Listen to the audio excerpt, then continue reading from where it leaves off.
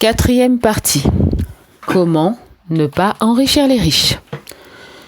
Plus on gagne de l'argent, plus on en dépense. Chapitre 23. Une des lois des reines de l'histoire est que les produits de luxe deviennent des nécessités et engendrent de nouvelles obligations. Dès lors que les gens sont habitués à un certain luxe, ils le tiennent pour acquis, puis se mettent à compter dessus, et ils finissent par ne plus pouvoir s'en passer. Yuval Noah Harari, Sapiens.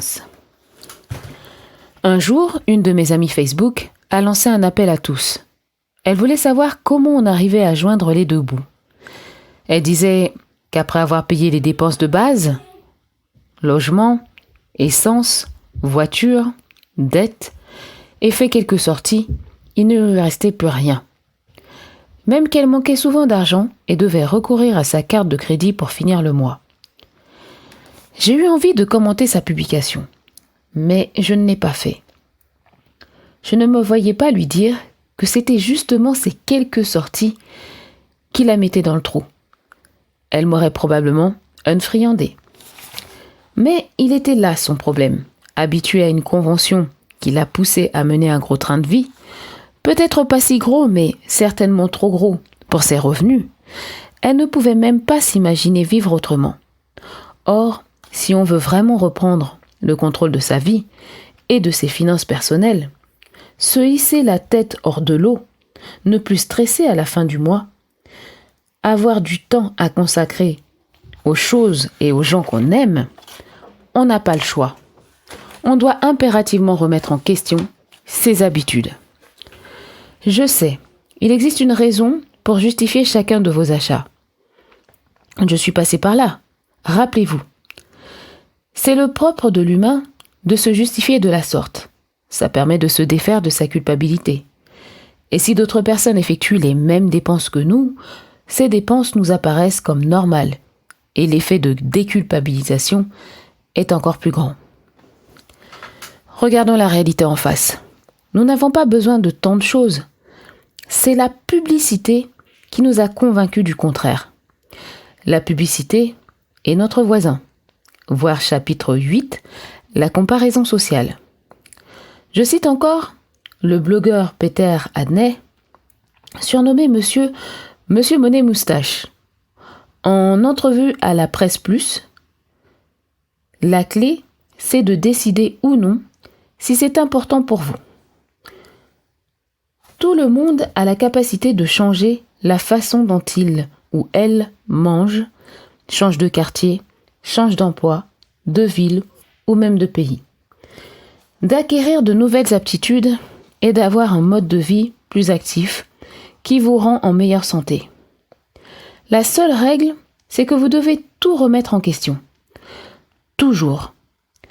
Réalisez qu'il y a toujours place à l'amélioration, que chaque dépense est un choix, votre choix, et qu'il n'y a aucune raison de se plaindre. Prenez l'énergie que vous aurez dépensée à vous plaindre et utilisez-la pour changer ce que vous n'aimez pas dans votre vie. Dans ce chapitre, je vais vous expliquer comment je m'y suis prise pour sortir du trou financier que je m'étais creusé à force de crédit et d'illusions. En fait, je vais vous donner la théorie mathématique de la décroissance individuelle. Vu de l'extérieur, ça ressemble au gros bon sens. Ça paraît facile. Et c'est vrai qu'il est aisé de faire des additions et des soustractions. Ce qui est difficile, c'est de mettre cette méthode en pratique dans la vraie vie. Surtout quand on n'est pas encore capable de distinguer la convention d'hyperconsommation de la réalité. Les chapitres qui suivent seront consacrés à l'art de mettre en place une décroissance individuelle, durable et solide. Malgré les maths, sachez qu'il s'agit d'un art et non d'une technique.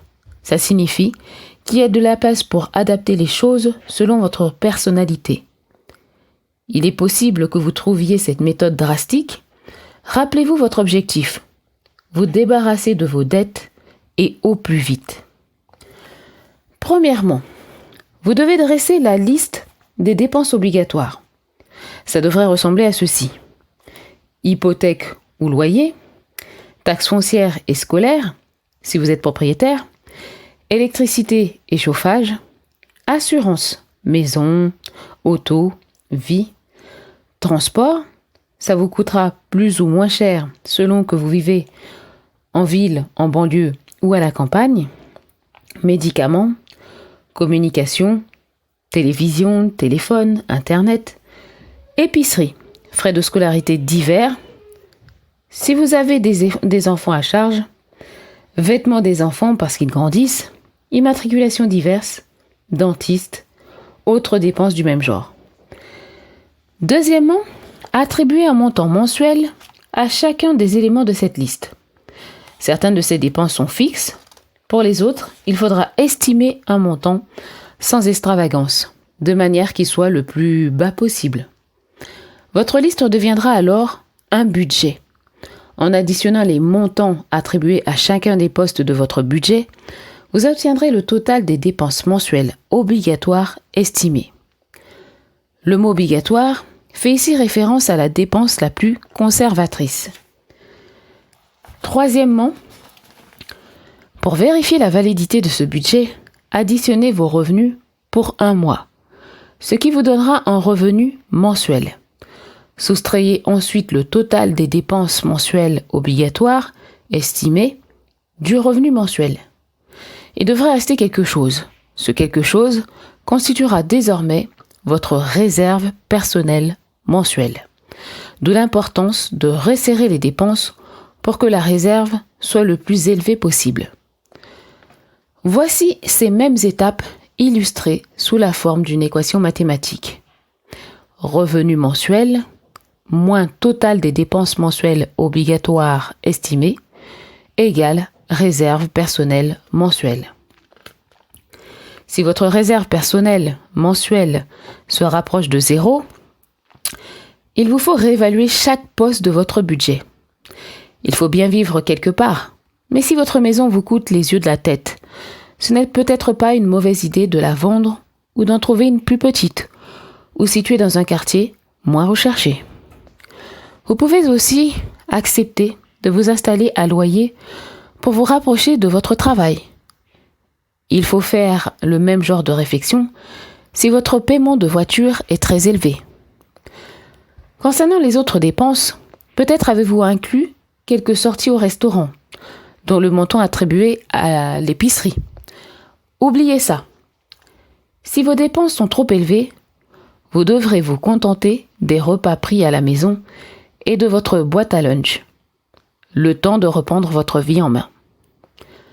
Peut-être avez-vous attribué un trop gros montant à la rubrique vêtements, en pensant que vous deviez y inclure les vôtres. Ce n'est pas le cas. Vous devrez vous contenter des vêtements que vous avez pendant un moment. Il est également possible que les frais de scolarité de vos enfants soient trop élevés. C'est sans doute parce que vous les avez inscrits à l'école privée. Là encore, ça vaut la peine de réévaluer la situation. Peut-être n'êtes-vous pas si en moyen que vous le pensiez.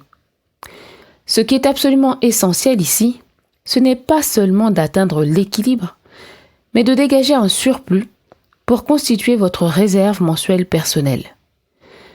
Ce surplus doit être le plus élevé possible, car il servira dans un premier temps à rembourser vos dettes dans les plus brefs délais. Donnez-vous un mois pour faire des tests. À force d'ajustements, vous devriez trouver le bon montant à consacrer à chacune de vos dépenses inévitables. Celui-ci deviendra le total des dépenses mensuelles obligatoires. Il est important de préciser ici que tous les revenus supplémentaires imprévus, que ce soit un chèque surprise ou un 20$ trouvé dans une poche de votre manteau d'hiver, doivent être affectés au remboursement de votre dette. Si votre premier réflexe en recevant de l'argent que vous n'attendiez pas est de courir le dépenser pour vous gâter, c'est que vous êtes toujours prisonnier de la convention d'hyperconsommation. Relisez les chapitres 7 et 8, ou bien que votre cerveau recherche encore l'effet de la dopamine produit par l'achat d'un bien. Relisez le chapitre 6. Posez-vous des questions. Voulez-vous vraiment retrouver votre liberté ? Si la réponse est oui, logiquement, l'argent imprévu devrait servir à payer votre caution. C'est maintenant le moment de prendre un virage pragmatique. Tous les conseillers financiers le savent. L'argent qu'on ne voit pas est plus facile à économiser que celui qu'on a constamment sous les yeux. Pour cette raison, il est important de posséder 2 comptes bancaires. Le premier servira à vos transactions courantes. Le second sera consacré à l'épargne. Si vous n'avez qu'un seul compte, rendez-vous à votre institution financière pour en ouvrir un deuxième. Ou encore procéder en ligne. La plupart des institutions vous permettront d'ouvrir facilement un second compte par l'entremise de leur site internet. Vous serez ensuite équipé pour mettre en pratique une des 2 techniques présentées dans les chapitres qui suivent.